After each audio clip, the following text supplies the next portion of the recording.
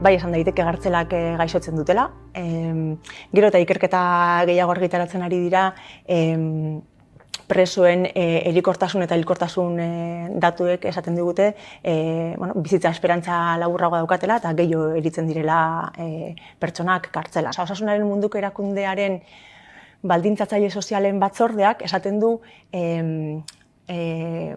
osasunaren horren besteko desberdinkeria dagoenean, adibidez, zonalde batean heriotz tasa hain handia izatea edo lurraldeka ere bai. Hori ez dela fenomeno natural edo pasibo bat, hori dela beti erabaki ekonomiko, sozial eta beste gestio toksiko batzuen ondorioz. Hori trasladatzen baldin badugu gartzelaren egitura gestioan trasladatzen badugu, hor argi da ez dela fenomeno natural ez pasibo bat, baizik eta erabaki konkretu batzuen ondorioa, dela gartzelen bizi baldintzak, dela isolamendu epeak, dela bertako, elikadura, eriketa fisiko, dela bertoko botere harremanen iraunkortasuna, dela hori guztiak baldintzatzen du pertsonak gaixotzea eta pertsonak arinago hiltzea. Eta orduan, ezin da gauza pasibo edo fenomeno natural bat moduan hartu. Kontuan hartu beharra dago, pertsona bat espetxeratzen denean, pertsona bat espetxeratu egiten dutenean, eta nolabait ere pertsona hori eskuak loturik sartzen dela barrura, eta orduan nolabait ere bere askatasuna galtzen baldin badu, galtzen du bere eguneroko bizimodua arautzeko eta notere kudeatzeko gaitasun oro. Orduan horrek suposatzen duena da, mementu horretik aurrera nolabait ere beraia ez dela bere buruaren jabe. Eta hori terminologia juridikoan, erdarazkoan eta esaten da, especial relación de sujeción, eta horrek suposatzen duena da, une horretatik aurrera, badagoela beste norbait edo zerbait, berari gertalekioken gauza guztiez arduraduna dela. Eta hori administrazioa da. Espetxeetan gertatzen den gauza guztien arduraduna espetxearen administrazioa da. Gerta daiteke bestelakorik ere, jakina. Demagun esate baterako preso batek eta beste preso bat akatzen duela. Hortxe nola betera administrazioaren errua edo administrazioaren erantzukizuna eztabaidagarriago izango da. Baina bestela orokorrean, pertsona bat hiltzen baldin bada barruan, espetxearen barruan eta aztertu beharko da zer den gertatu, baina azken ardura espetxearena berarena da. Espetxea berarena, espetxeak ez duelako bete beharko lukeen funtzioa edo rola. Preso horren, pertsona horren, osasun eskubideak ondo hartatzearena eta ez du zendu izan, eta horren zerbait gertatu da. Gauzak ez dira naturalki gertatzen. Agian batzuetan zaila izango da errudun, zehatz bakar bat ere topatzea eta sistemak berak bere osagi guztiekin eta bultzatzen duelako horrelako ondorio batera. Espetxetako medikuek ere onartzen dute gabezi itzela dituela, osasun penitentziarioa, eta berez printzipioz sistema itxi bat da eta ez da osasun publiko barnean ez dagoen sistema bat. Kargoan dauden presoak gutxienez daukate arreta sistema publiko barruan, baina Euskal Herritik, Euskaditik kanpo dauden presoak beste sistema baten menpe daudela. Bai bizita bat lortzekotan, konfidentzazko mediku batekin lortzeko jartzen duten aitzakia beti da hori, segurtasun neurriak direla eta askotan ez direla onartzen bizita horiek. Uste dugu kasu larri batzuetan gainera ematen diren zailtasunak berez espetxeko estrukturatik ospital batera azkartasun batekin ateratzeko dauden zailtasun horregatik ere batzutan egoera kritikoak bizi ahal izan direla. Eta orokorrean da, beti erabiltzen duten aitzakia graduz aldatzeko, trasladua lortzeko, askotan osasun zainketarako beharrezkoak izango ziren baldintza batzuk, ez direla lortzen segurtasuna dela medio. Gartzelak bigilatzeko asmatutak diren estrukturak direla eta ez osasuna zaintzeko. Beraz, beti jartzen dute gainetik bigilantzia hori eta zigor neurriak zainketak baino.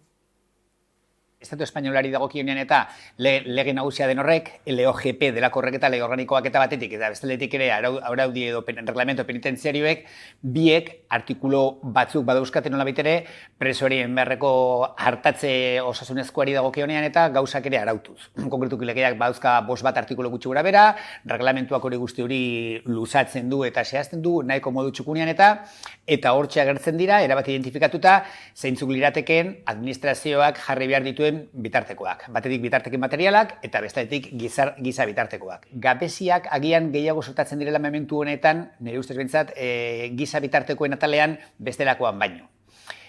Eta atzera joz gero, eta nola bitere une zehatz batean identifikatu beharko baldin bagenitu, identifikatu beharko bagenu noiz hasi ziren gabezia horiek eta murrizte horien eta sortatzen nik esatarako krisi ekonomikoarekin lotuko nuke neurri batean. Lehenagotik ere bai eta zalantzarik ez daukat sendagile batek edo sendagile batek ez nik ere bai esango lidakeela agian azpiegitura materialak berak ere bai, erizaindegia dena delako hori, eta hori igual ez dira nahikoa ondo hornituak agian eta ez, baina nik hor maila horretan eta gabezia handiegirik ere ez dut sumatu izan.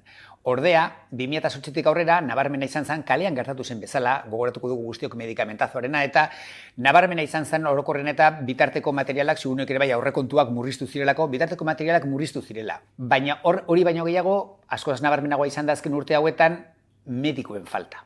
Baina gaur egun arazo larriak sortzen ari dira, ezen eta medikuen eskasia horrek provokatzen duelako, presoen osasuna hartatzeko oinarrizko elementua den asistentzia primaria delakoan nola baita lehenbiziko urratsa, espetxean ematen dena, hori desagertzen ari dela. Ikusita jendea ze gazte eta ze gaixo horitzen den kartzeletan, egia bada behar bezain ongi hartatuak ez daudela, ondorioztatzea nahiko erresa da. Falta zaiguna da pixka bat metodoa. Nola demostratzen dugun edo nola neurtzen dugun eta ze estandarren bitartez demostratzen dugun pertsona hori beste gartzelak ez duen beste osasun egitura bat izan da, osasun hobeagoa edukiko lukeela, eta hor nik uste dut hor abokatuekin ere bai pixkat lanketa hori falta dela egitea, ez? Bitxia da, legeak berak aurreikusten duela preso den pertsonak ailegatu daitezkela muturreko egoera batera. Zenotore, legediak berak notera aurreikusten du, gerta daiteken gauza dela, pertsona bat horren oso larriki gaixo egotea, eta horren ondorioz kalderatu behar izatea. Eta horretarako badaude tresnak. Zenotore, legeak berak eta, batez ere zigor kodeak berak eta aurre ikusi ditu tresna batzuk, artikulu batzuk, bide batzuk, prozedura batzuk nola baitere, muturreko egoera baten egon daitezken pertsonak kaleratzeko. Da, azpimarratuko nuke, orokorrean bide horiek apenas erabiltzen direla. Ez dira batere efikazak, ez dira eraginkorrak, eta ez dira eraginkorrak arrazoi ezberdinak direla medio. Eta ez dira praktikan bide horiek guzti horiek jorratu alizateko ezinbestekoa delako jende edo eragile askoren borondatea eta parte hartzea. Eta ez da gertatzen era berean, eta ez dira oso erabilgarriak, esango nukenik behintzat, Estatu espainolean gauza hauen inguruan dagoen giza eskubideen kultura erabat mugatua delako eta erabat murriztua delako. Oso atzerakoia. Baina hori guzti hori bestela interpretatzen da Espainian. Eta epailek, batetik, espetxetako funtzionarioek, bestetik, auzi medikoek, forenseek, hirugarrenik eta orokorrean prozesuetan parte hartzuten gehienek, fiskalek ere, esango nuke, denek ulertzen dute, pertsona batek bakarrikan daukala eskubidea espetxetik ateratzeko baldin eta ilurren baldin badago, hiltzear baldin badago. Anaia atxilotu zutenetik, horraz izan pizkate gure familia eta beretzako bizitza aldaketa, ezta.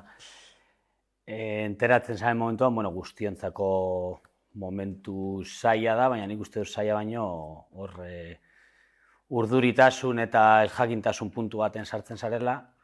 Ni beti esan izan dut, Anaia atxilotu zutenean, jarraian ostean datozen 5 egun horiek, inkomunikazio egunak, eta ordu guzti horiek nire bizitzako egunik zailenak izan zirela, ezta.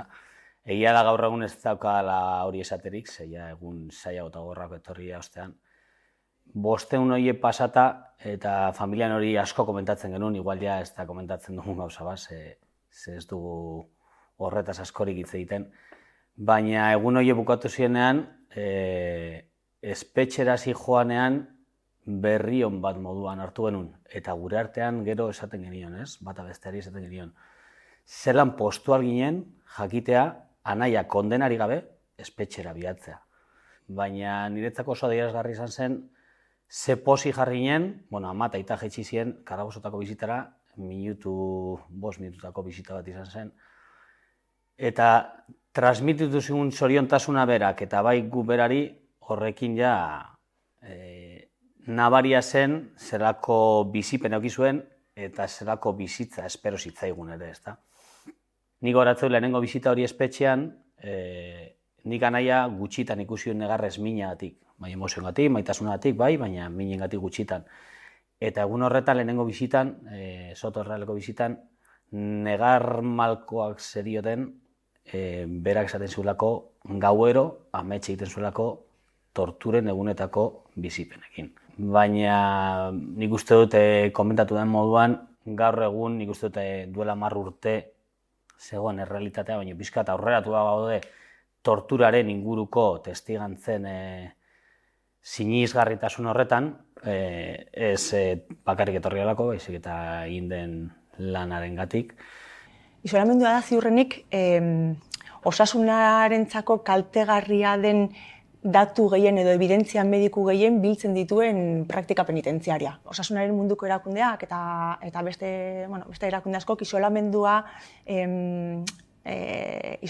zergaitik pertsona bat batez ere psikikoki apurtzen duen edo ematen dizkio hiru azalpen edo hiru arrazoi, hiru zutabe.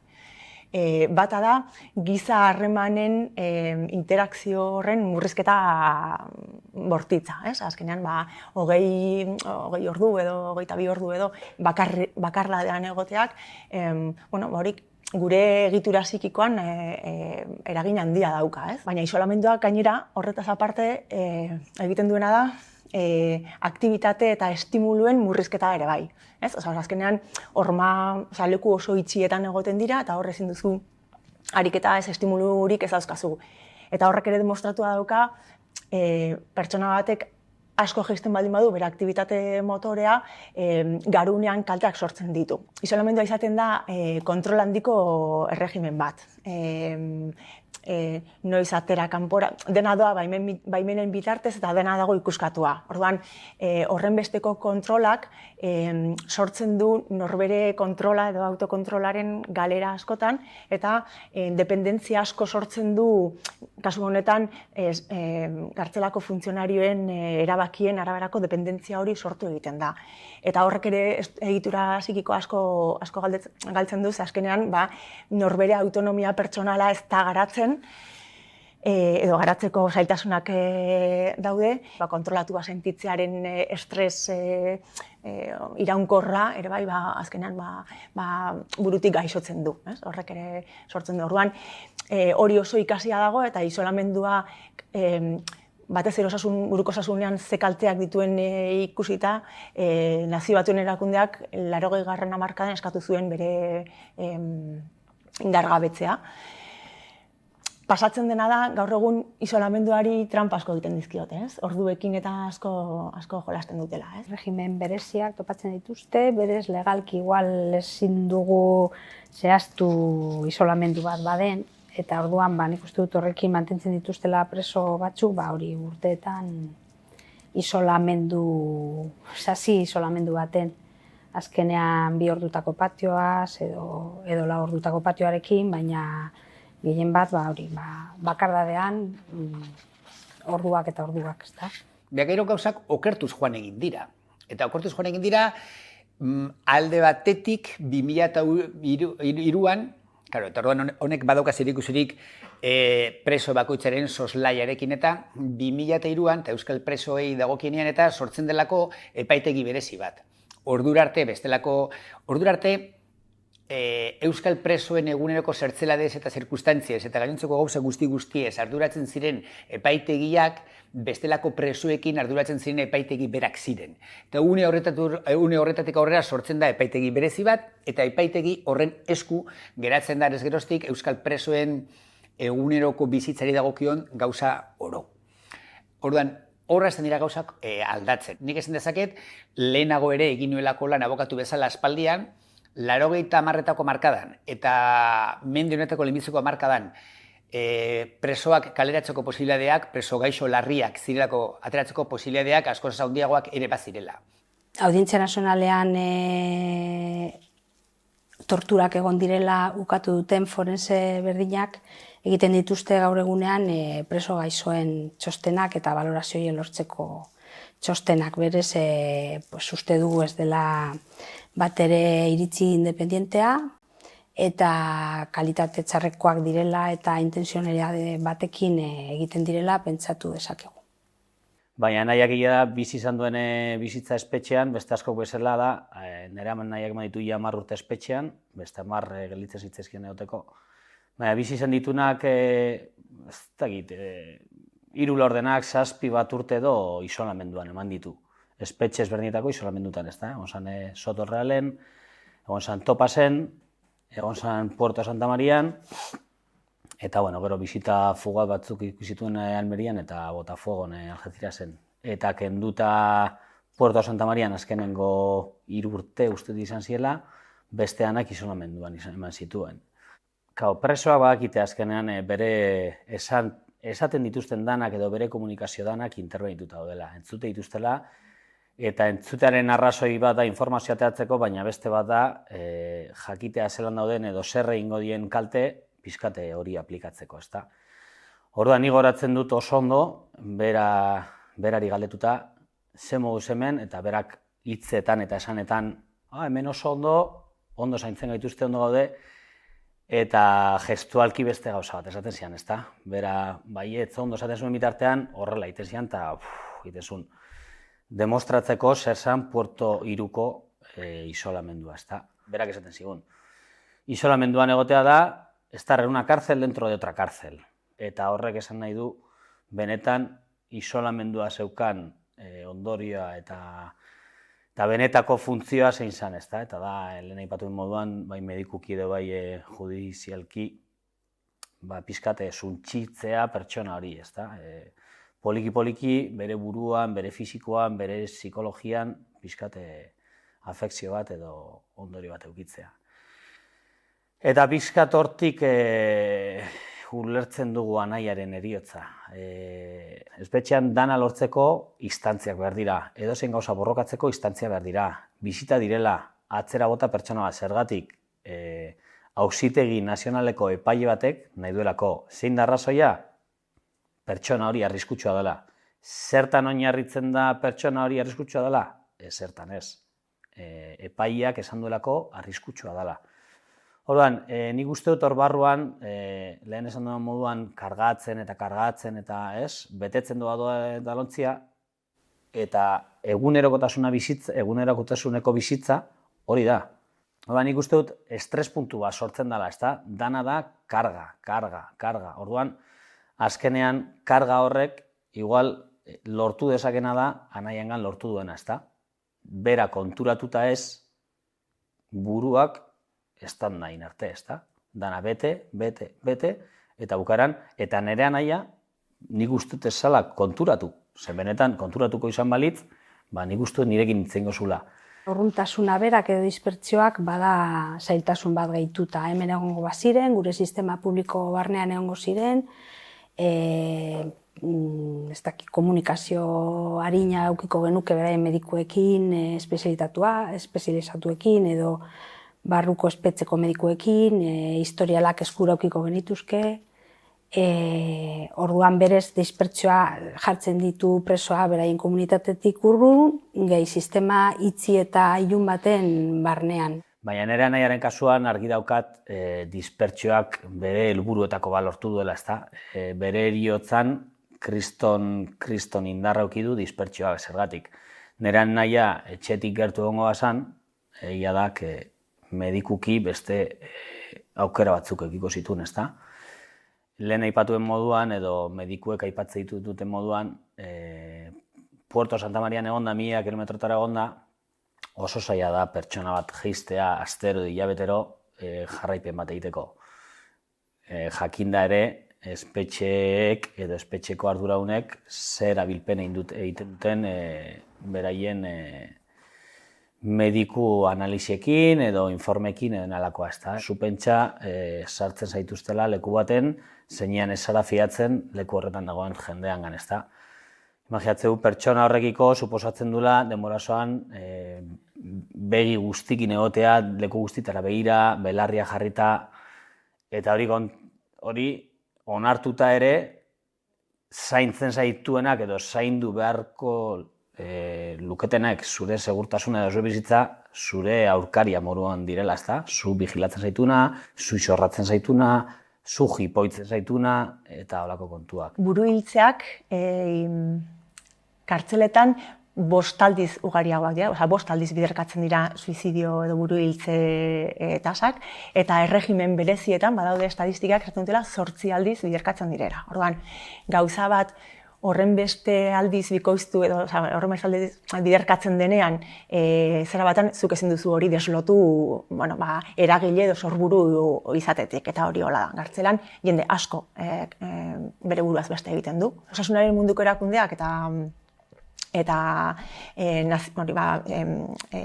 buruhiltzeak prebenitzeko nazioarteko erakundeak 3 zutabe ematen dizkio buruhiltzein arrazoiei, ez? Bat da, aldez aurretik etortzen den zaurgarritasunarekin zerikusia daukala, hori faktore bat bada, baina gero badaude 2 faktore, eta bat da gartzelaldiaren krisia, hori ere bai izaten da momentu oso zaurgarri bat pertsona batek buruhiltzea burutzeko, eta gero proportzionalki ere bai joaten da buruhiltzeak asko du zerikusia kondena denborarekin.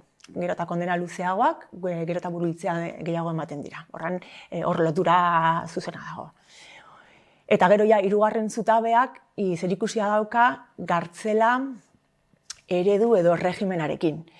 Regimen edo gartzela politika edo eredu hertsiak eta iraunkorrak eta bortitzak buruhiltze gehiago sortzen dituzte. Baina beti esaten nuen, eta harro esaten nuen, nahia oso ondo zegoela, kriston konfiantza genion elkarri, nire bizkia da, eta komunikazio berezi bat genukan, ez? Eta gaizki zegoenean esaten zian, espetxe aldian momentu txarra zituenean, ala moduz esaten zian, egia da seguru nau beti ez ziala esango, inoiz ez dutenei kanpoko pertsona maitotu hori pizkate arduratzea do, baina zoriontsu nintzen zentzu horretan zintzoa salako harremana, ez? Baina egia da poliki espetxealdiak eta espetxeak bere ez dakite esan bere helburua, bere lana edo bete duen, ero bere ondorioak dituen, ez? Anaiarekin egon dien presoak, eta horrek pixkat lasai uzten gaitu familian, ez zuten sinisten, ze askotan esaten zituten bera zala animatzen zituen abestiak, bera zalan pixkat ez bakarra, denen artean izuten, baina bere jarrera eta bere izateko modua hori izan, ez da? Pixkat ausarta, borrokalaria, batzutan gehiegi eta horregatik arazotan sartzen zen batzutan, baina alaia eta ez dakit indarrakin eta gauza positiboak ikusteko. Horretik jendeak ez zuen ulertzen bera izatea bere buruaz beste inzun pertsona bat. Eta guretzako ere, gaur da eguna ez duguna sinisten benetan pasatu danik eta pasatzeko aukera gondanik ere, ez da? Hainbeste denboratan ondo egotetik eta berekidek esan da astebeteko kontu bat izatea pertsona bat akabatzeko moduko gaitz bat, saia da ulertzeko. Gu geu familian ere guretzako saia da ulertzeko, eta ez dakigu, eta ez du jakingo izan den berak erabakita, edo brote psikotiko bat esan da, jende asko ginitzen dugu, eta bakoitza dauka bere iritzia, eta okerrena da ez dugula jakingo, ezta? Garbi daukaguna da, espetxeak sortutako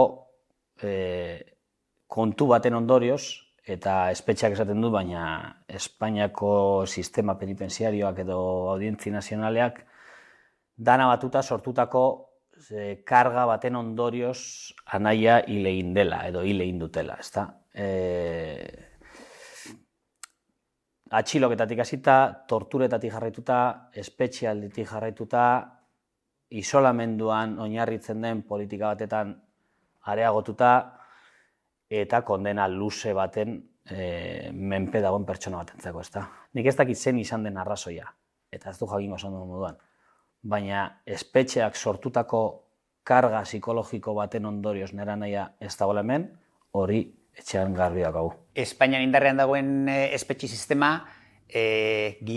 oinarrizko giza eskubideen formulizazio estandarizatuak errespetatzen ez dituen sistema bat delako. Gertatuko dena, izango da, urte batzuen bueltan, gauzak eta egoera politikoa bestelako izango denean, eta gainera, denborak dendena eta guztiok jartzen gaituelako gure tokian eta dagokigun nolabait ere eremuan, eta jakin egingo da etorkizunean, urte askotan Estatu espainolak erabili zuen espetxe sistema euskal preso politikoei ezarri zien espetxe politika ankerra zela, ez zela inondik inora giza eskubideen araberakoa, ez zuela bergizarteratzerik bilatzen, eta nolabait ere pertsona baten aguantatzeko kapazitate guztiak hausten zituen sistema bat izan zela. Hori jakingo da. Egunen batean torturarekin gertatzen ari den bezala, egunen batean jakingo da, eta segurunez gainera funtzionarioek berek, espetxetako funtzionarioek berek, eta espetxe politika horren arduradunak izan diren horiek, eta denek aitortuko dute, arrazoi politikoak zirela medio, presoei aplikatu zitzaien espetxe politika horrek, ez bazuen propio eta zuzenian bilatzen pertsona horien heriotza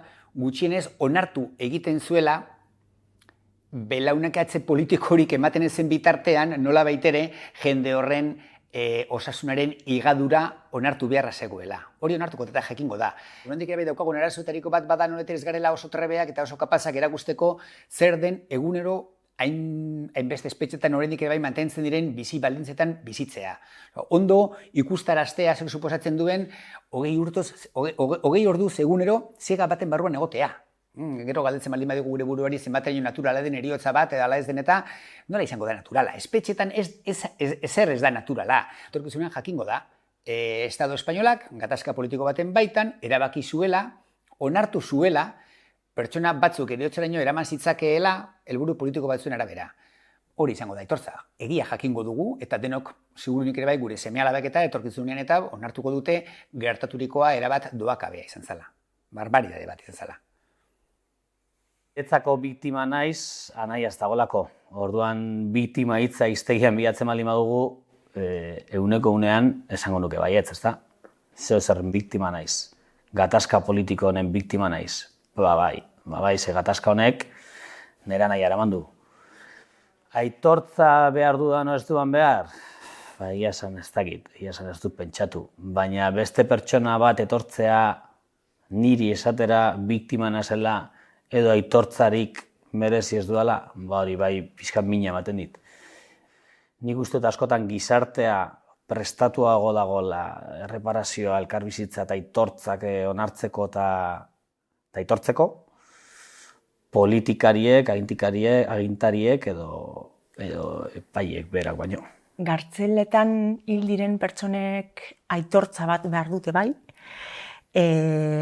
Gaur-gaurkoz ez da ematen lehen esan dugu ez, fenomeno natural bat bezala saltzen direla, ez dira lotzen gartzela eragile moduan.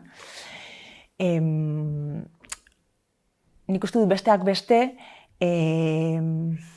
gartzeletan gertatzen diren giza eskubideen urraketa horiek neurtzeko tresna tekniko gehiegi ez ditugulako. Gartzeletan eta batez ere gaixorik dauden pertsonengan ez ditugu horren besteko estandarrak noiz kontsideratzen da tratu duin gabe edo krudel bat pertsona bat baldintza konkretu batzuetan mantentzea, noiz kontsideratzen dugu buruhiltze batek izan duen erregimenarekin eta prebenitu zitekeen neurriak aplikatu ez direnarekin non dago erantzunkizuna eta hor oraindik erraminta asko falta zaizkigu garatzeko. Gartzelen inguruko gaixotasunez eta heriotzez hitz egiten dugunean kokatu behar dugula eztabaida giza eskubideen eremuan, kokatu behar dugu eztabaida ahalik eta modu profesionalean, datu objektiboekin, teknikoki, gauza neurgarriekin. Ziurrenik aitortza etorri behar baldin bada, hortik etorriko da.